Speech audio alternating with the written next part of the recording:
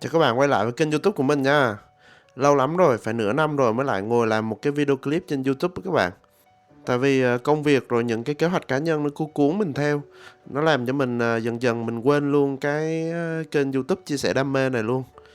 Nhưng mà dù bận thế nào, bỏ bê YouTube nhưng mà cá thì vẫn nuôi đều, vẫn trải nghiệm đều nha các bạn.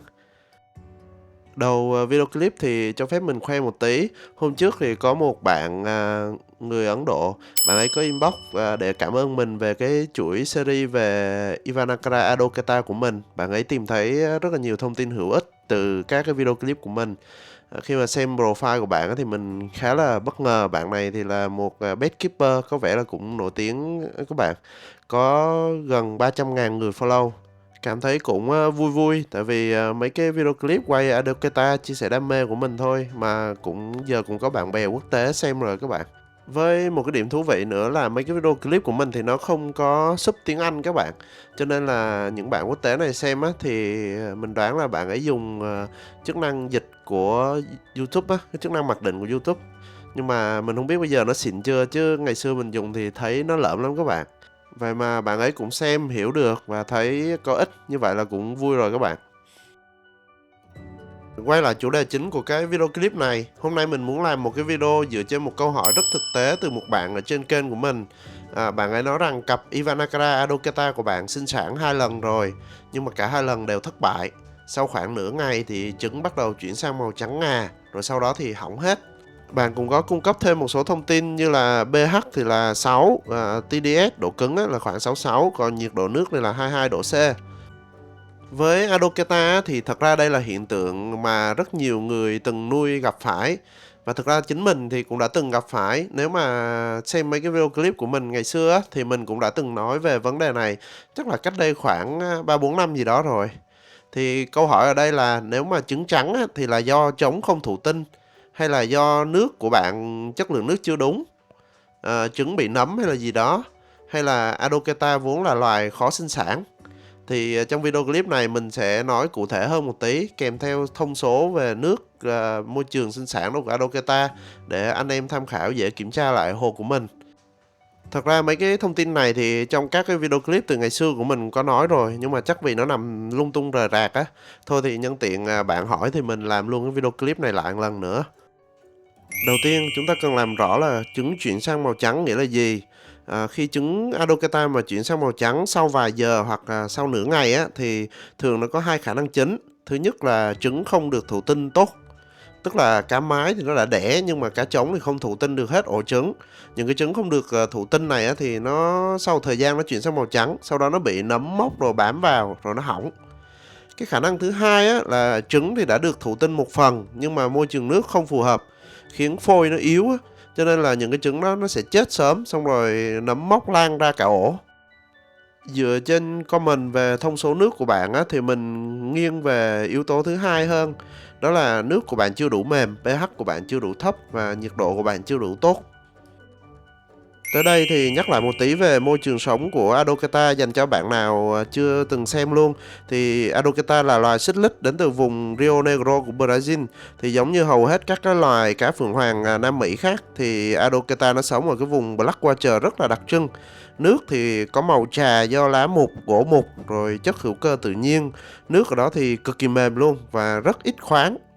pH thì thấp hơn nhiều so với những cái hồ cá cảnh thông thường mà mình đang nuôi. Để mà nuôi được Adokata thì thật sự là không khó lắm, nhưng mà để mà bạn cho nó sinh sản được, nhất là đối với cá quai á, thì điều kiện nó khá là khắt khe. Về pH rồi về nhiệt độ rồi về độ cứng của nước. Ok, bây giờ mình sẽ đi vào phần trọng tâm là thông số nước khuyến nghị để cho sinh sản Adokata theo quan điểm cá nhân của mình. Nếu mà anh em chỉ nuôi chơi không ép sinh sản thì mình nghĩ là không cần phải quá cực đoan. Nhưng mà nếu mục tiêu là cho trứng nở thành công thì mình sẽ chia thành hai mức như trên màn hình. Đối với cá F1, F2, tức là những con cá đã thuần trong môi trường nuôi aquarium của mình rồi á, thì điều kiện nó sẽ dễ dàng hơn.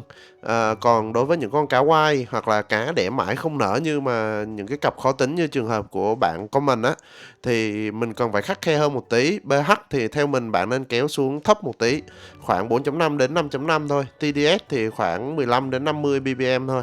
Nhiệt độ thì bạn phải tăng lên vì 22 độ thì mình thấy nó hơi thấp á, nó lạnh á. Nên mình nghĩ là nhiệt độ nên để khoảng 27 đến 28 độ C. Ngoài ra thêm một số thông tin khác theo kinh nghiệm cá nhân của mình thì bạn tham khảo thêm. À, Ở đây thì mình nói thêm một tí là vì sao pH thấp và nước mềm thì lại quan trọng đến vậy. Tại vì trứng cá thì nó nhạy hơn cá trưởng thành rất là nhiều.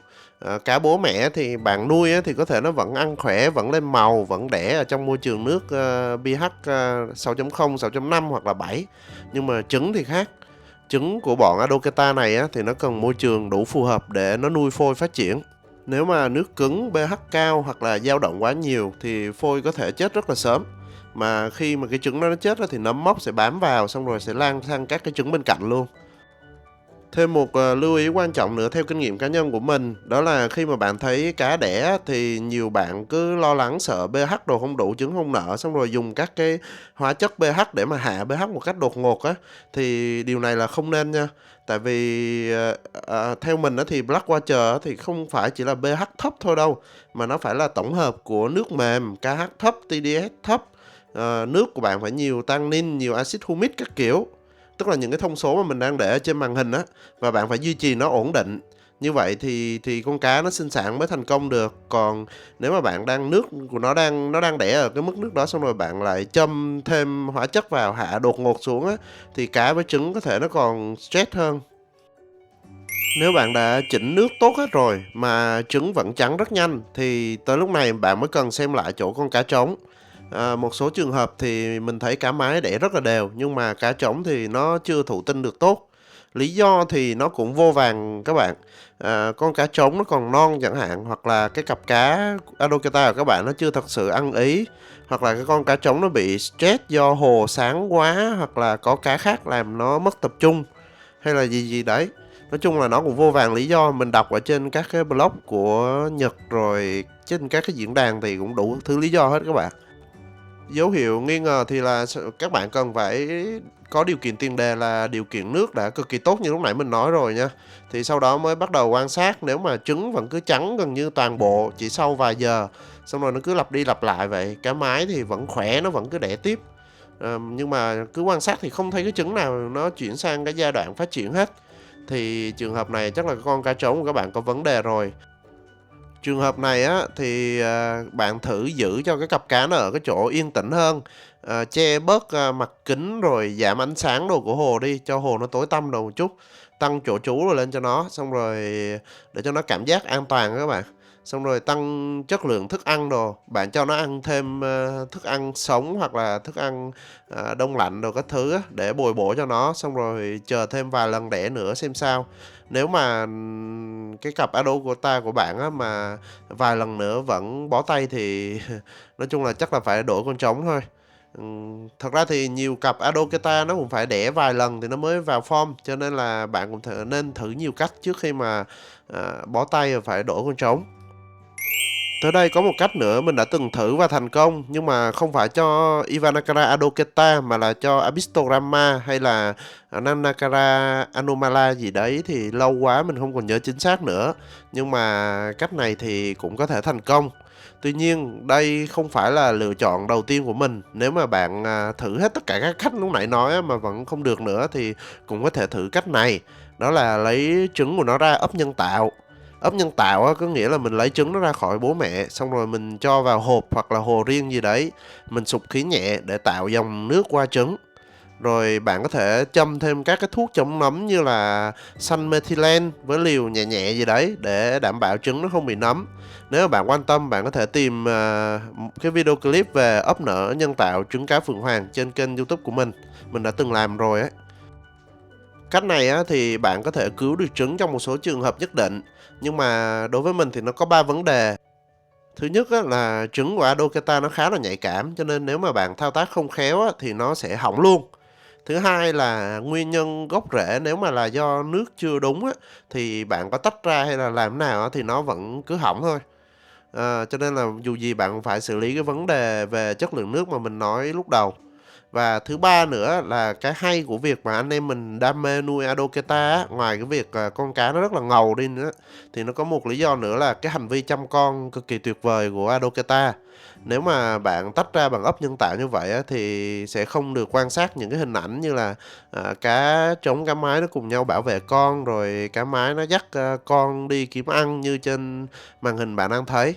Thì nếu mà được á, thì vẫn để bố mẹ nó tự chăm chính là đẹp nhất. Tới đây thì mình đã nói tất tần tật về các cái vấn đề về trứng của Adoketa sau khi nó đẻ thì chuyển sang màu trắng rồi nó không nở được á. Theo kinh nghiệm cá nhân của mình thôi. Nói chung là Adoketa thì nói là khó thì cũng không hẳn là khó, nhưng mà dễ thì cũng không phải là dễ. Cứ có đam mê rồi thử đi thử lại nhiều cách thì kiểu gì cũng thành công thôi các bạn. Nếu mà anh em nào cũng đang nuôi Adoketa và có thêm những cái kinh nghiệm hay ho thì nhớ để lại comment để chia sẻ cùng nhau tìm hiểu rồi cùng phát triển nha các bạn. Xin chào và hẹn gặp lại các bạn trong các cái video clip khác trên kênh YouTube của mình. Đừng quên bấm like và subscribe kênh để mình có động lực làm thêm nhiều video clip khác nữa.